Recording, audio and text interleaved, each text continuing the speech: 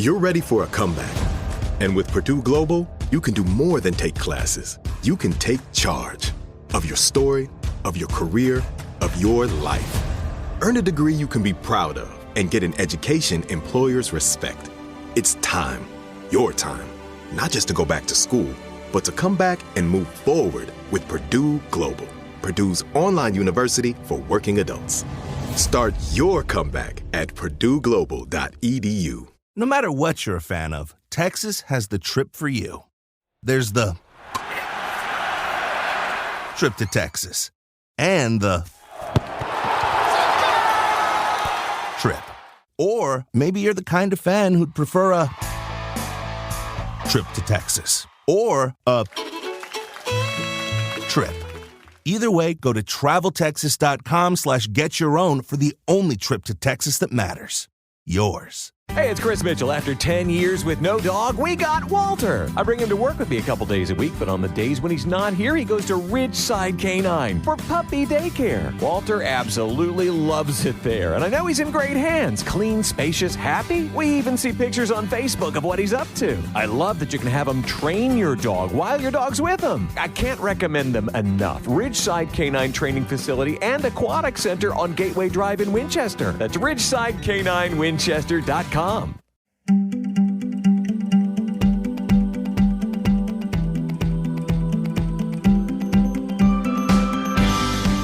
everyone. Welcome to Soul Sessions. I'm Amanda Rieger Green. Today, I am excited to have on Grammy-nominated singer-songwriter, known for his hit songs like If the World Was Ending. He's also headed out on tour with John Mayer this fall. His latest song, I Don't Miss You, is out now. JP Saxe, welcome to Soul Sessions. Hi, Amanda. Nice to meet you. Nice to meet you. Where are you today? I know you've been traveling, and it probably can feel like you were pulled in 25 directions, which is exciting, but where are you? I am in a hotel room in Columbus, Ohio. Good deal. Welcome from Columbus. Thank you for coming onto the podcast today. This month, we're talking about intuition. So the first thing I want to ask you is how you tap into your intuition. How do you trust your gut? What are some of the instinctual ways of tapping into your truth and your intuition? I try and listen to it from different moods. Like, for example, if I'm trying to make a decision about art, let's say a song, for example, I'll listen to it when I'm sleepy. I'll listen to it when I'm well rested. I'll listen to it when I'm hungry. I'll listen to it after I've had a nice meal. I'll listen to it at 10 p.m. I'll listen to it at 8 a.m. I try and approach it from as many different physiological states as possible so I can get a well-rounded picture of what my gut says, because my gut has a different voice depending on whatever physiological state I am in.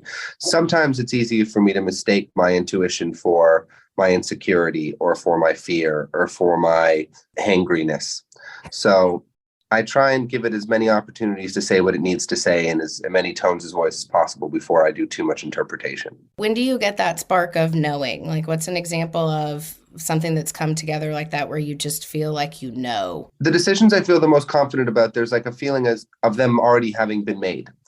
I haven't made the decision yet, but there's just sort of this sense of like it's already happened, like I've already decided. That's how I really know something's the right thing to do. I love what you said about listening to music and evoking a knowing from a different vibrational state, a different, state of emotional intelligence, wherever that, listening to your emotional intelligence, listening to where you are and testing it out in different states, going to sleep at night, which is such a portal, for our brain and marination and insight. But then also when you're hungry or when you're well rested, which is really kind of a soup of different vantage points. So that opportunity of perspective and really testing things out, seeing what works. I think that's a really great insight for people too, to try and to utilize. Yeah, most of my favorite ideas come from either drives or the shower or late at night in a busy environment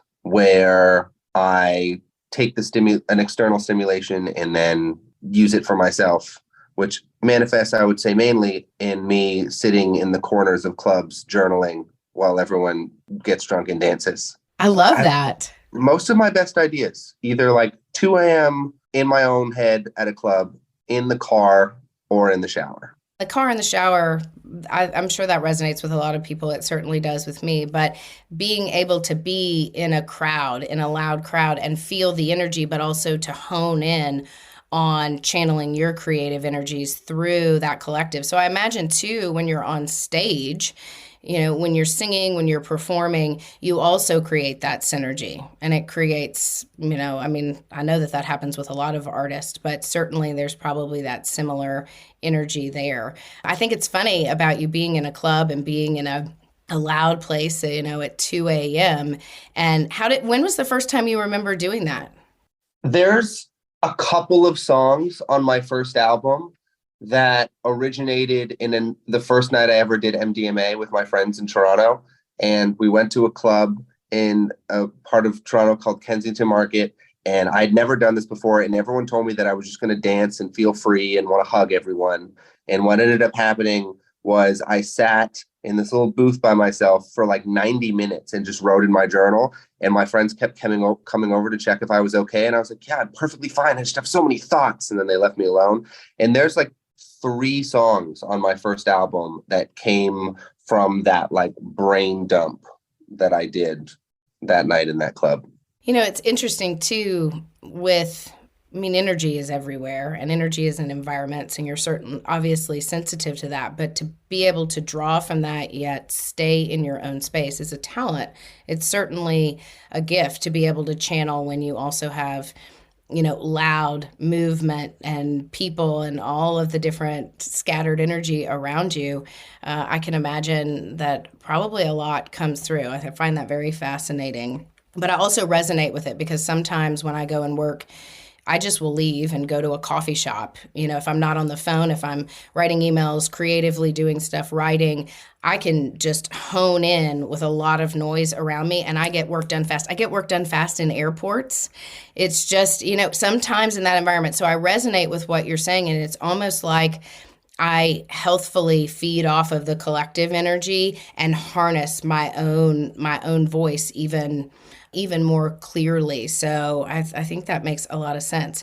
One of the things I did want to ask you about is, as a child, in terms of your emotions and learning how to communicate your emotions and channel that, did you do that through music, or how did you find a way to start communicating your inner voice? Because you're an extremely sensitive, for as strong and empowered as you are, you have a very sensitive energy. And whenever they show me that, it's not disempowering, it's just that you feel things very deeply and you're picking up energy from your environment. So sorting out what is someone else's energy, thoughts or feelings, and what is yours, and how to communicate that. How did you start to channel that, essentially? Obviously through your songwriting, but how did that start?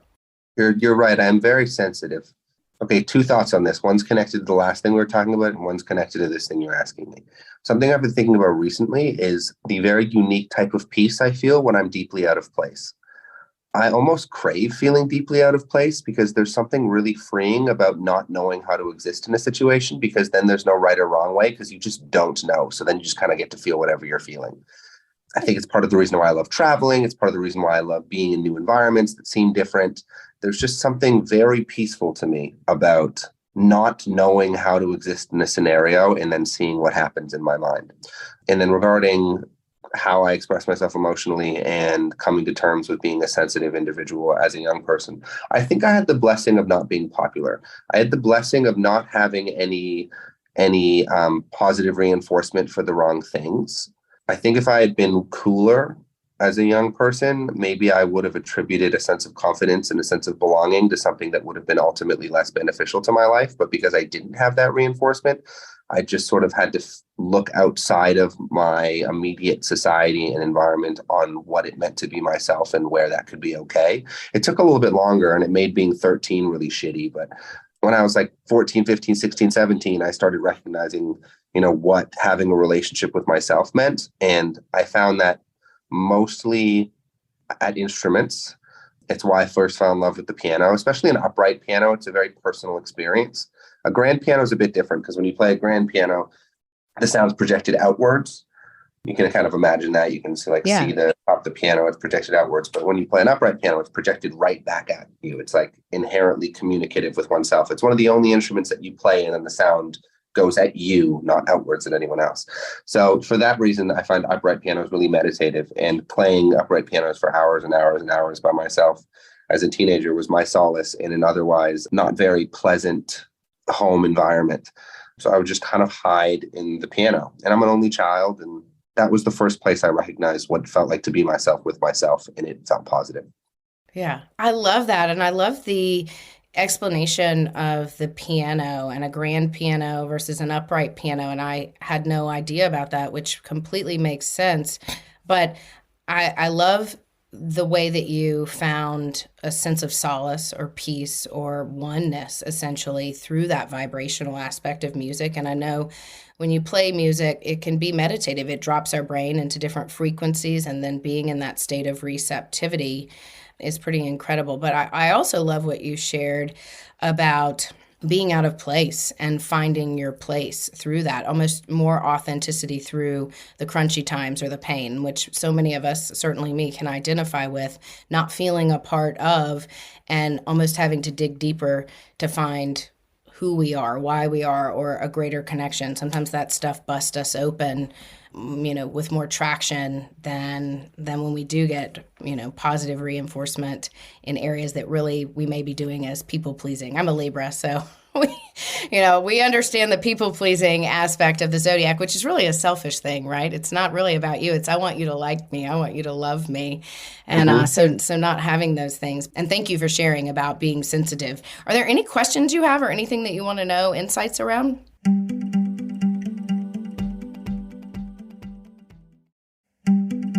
Are there any questions you have or anything that you want to know, insights around? I don't know. I've never done anything like this before. So I'm not really sure what the jurisdiction or kind of category of questions that would be relevant. You can ask anything. If I don't know, or if I'm not getting any clarity around it, I'll tell you. Okay. The they, when you say you're tapping into a soul, you say they're telling me. Is it always the same they, or does everyone have a different they? Yes and no. Yes, and so it's always the same. It's always your unique voice, your highest voice, your highest consciousness that's connected to the divine. Wait, divine or yours? Yours, the divine, every version of you that ever has been and ever will be, past and future lives simultaneously, different aspects of consciousness, different points in development, all converge to show you clarity.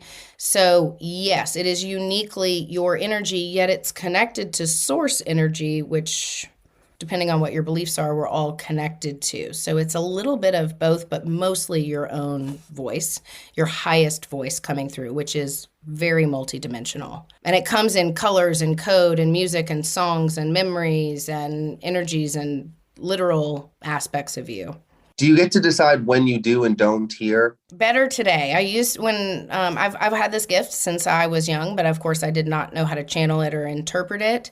But with a lot of courage and vulnerability and practice, the more I tapped into it and accepted it and learned to channel it more ethically and with permission and with my highest voice, the better I was at creating energetic boundaries, which is probably something that would be healthy for you this year, is energetic boundaries. And it's almost like you say it and therefore it is. Even you can think of your aura. When you're in the shower, use that again, or when you're driving, or it doesn't matter, or you're in a crowded club and you're channeling. You're throwing up a wall, but that wall is still permeated by that group energy that you have in there, but you're channeling like a tube of light. That's the way, when you were explaining that to me, I could just see it. I could see you having just a tube of very clear intelligence streaming through you, but yet it was almost like the vibration of being in a club, like energy coming at you.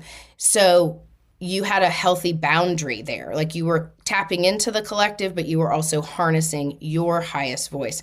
I've learned to do that. But nowadays I'm in the grocery store and I don't have 25 spirits and people's souls talking to me, or in an airport or an airplane, whereas used to it was all the time. And so I learned to put up healthier energetic boundaries and say when I'm available for and when I'm not. And sometimes I can't control it, and there are messages that come through that feel extremely relevant or pertinent to be shared with a stranger, in some sort of environment.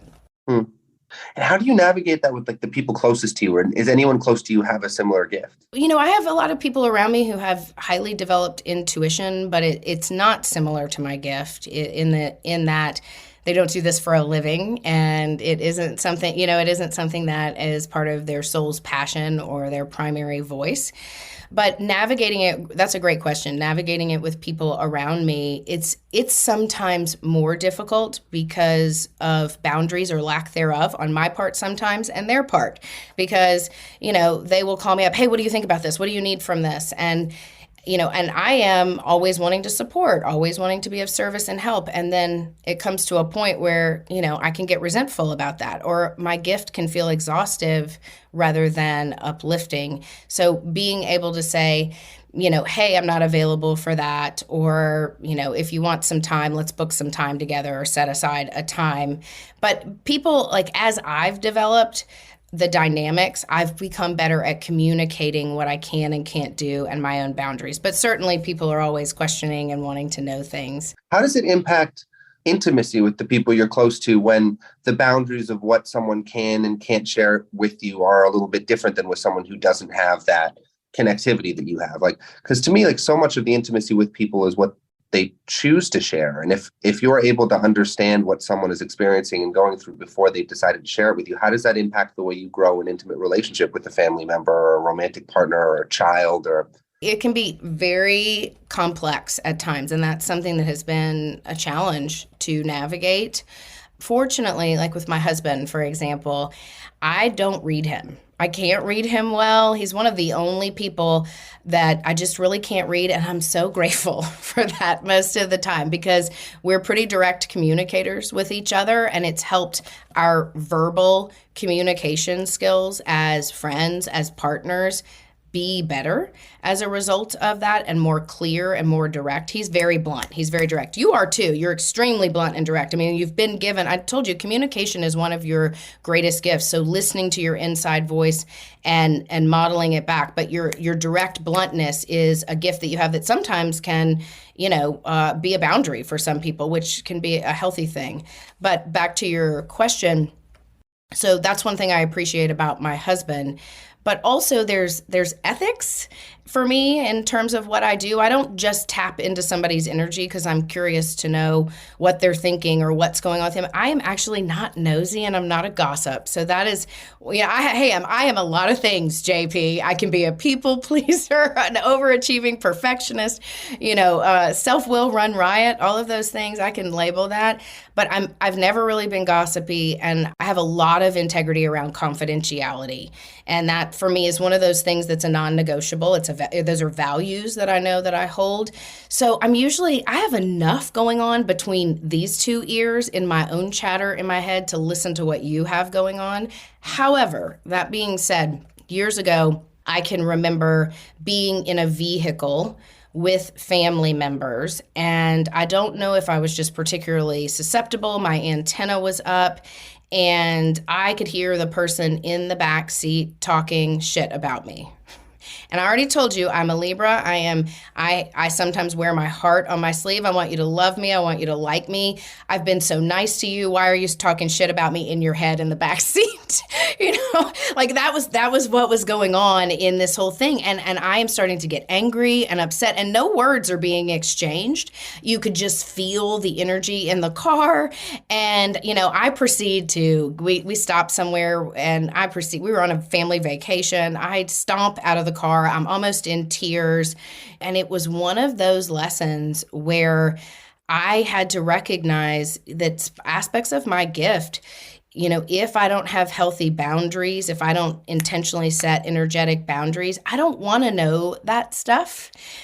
Because I don't want to create resentments. I would rather not know and then it come up the way that it's supposed to. So that has happened before. It doesn't happen that often, although I'll be in a room with someone where I can hear them talking about me.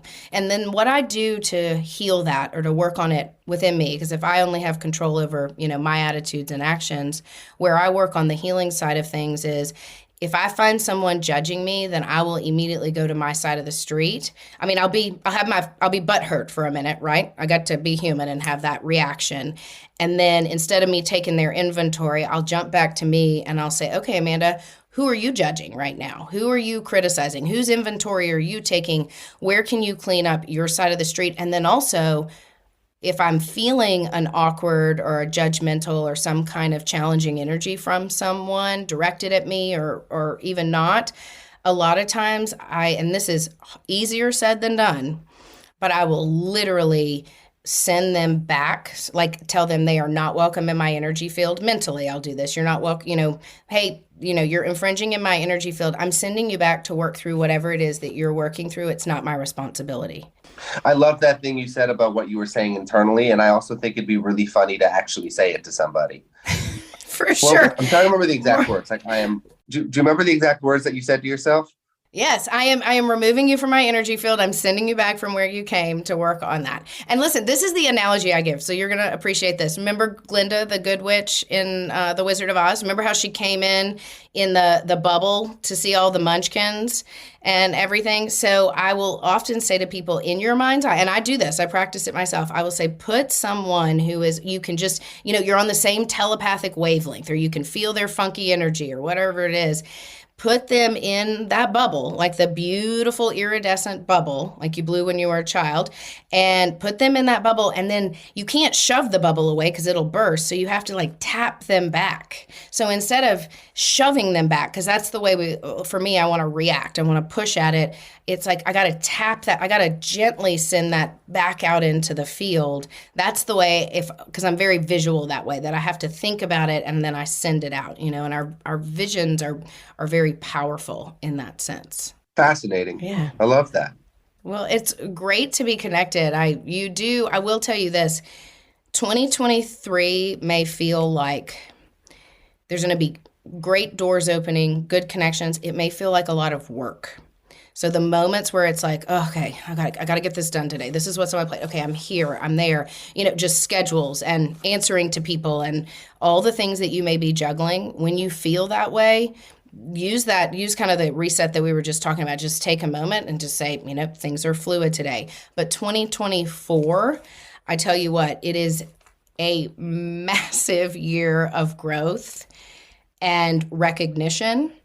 A lot of the traction that you build this year plays out next year. So it's not so much an immediate gratification kind of year, but next year, if you build it, they will come kind of energy. So trust that. And when you are tired, sleep. When you are hungry, eat. I mean, it's like chop wood, carry water kind of year, which may sound kind of boring, but work through heavy emotions, give people back their stuff that's not yours to sift through, and also know that you're building something internally, and also you're about to go through a massive soul level growth spurt, 2024, 2025, 2026, and 2027. Get ready, buckle up, because starting 2024, once it's like the handle comes down on the roller coaster and they hit go, you can't say, wait, like you're halfway up, but I want to go back. Like you're on the roller coaster. So it's about enjoying the ride and finding this year, maybe what isn't as enjoyable or fulfilling. Well, that sounds awesome. I hope you're right. Well, you'll have to keep me posted. I do. I hope that for you too. Well, I can see it. I mean, like I said, there's lots of traction, lots of recognition next year. Not that you won't get it this year. I'm buying in. Okay. I hope you're right. That'd be so sick. Okay. Well, listen, I will tell you this. Like I said, there is recognition. There are awards. There are bigger collaborations, bigger opportunities. All of them are coming next year in the foundation you lay this year. So all the, your abilities of connecting with people and meeting people and hitting it off, follow up on those relationships when you have the energy, reconnect with the people that make an impression on you. When they cross your mind, oh yeah, I remember meeting so-and-so, reach out to them, find ways to reach out and don't worry about, oh gosh, this is going to be overwhelming, or I don't know what traction this is going to create. Just do it and then go about your day. So I think big things okay, are Amanda, happening. I'm with you. Yeah. Okay. Well, JP, it was amazing to connect, and thank you for showing up on the Soul Sessions podcast. Why don't you please share with everyone what you've got going on and where they can find you? Well, I'm about to pop the fuck off in 2024, according to Amanda and my soul. Yes, you are. Yes, you are. If you would like to be early and if you would like to say, I knew him before everything popped off in 2024, You can keep in touch with me on wherever you follow people on the internet. I would be honored to be one of them.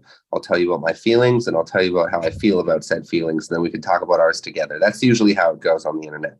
I'm not the try and impress you type. I'm just the try and tell you the truth about myself type on the internet. And then you can say it back, and then we'll talk about art together. It's just my name wherever you follow people. And what else could I say? Oh, there'll be tours this year, tours next year. That's where I enjoy spending time together the most.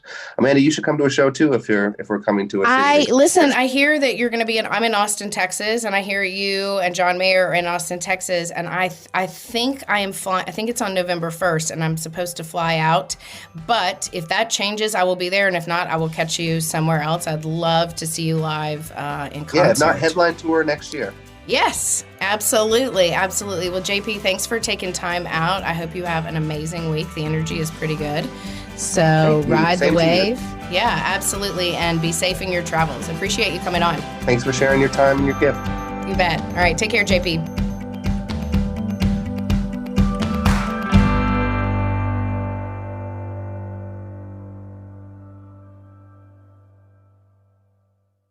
Hey, it's intern John. Get more from your store with Safeway's Fresh Pass program and enjoy more services like unlimited free delivery and all your grocery needs. More exclusive perks like 5% off every day your favorite organic or open nature items across the stores, and more rewards that never expire. And now, enjoy a limited time offer and save up to $5 per pickup order with a Fresh Pass subscription. Get Safeway's Fresh Pass to enjoy exclusive perks, unlimited free delivery, and more. Start your 30-day free trial today. Visit Safeway.com/Fresh Pass for program details.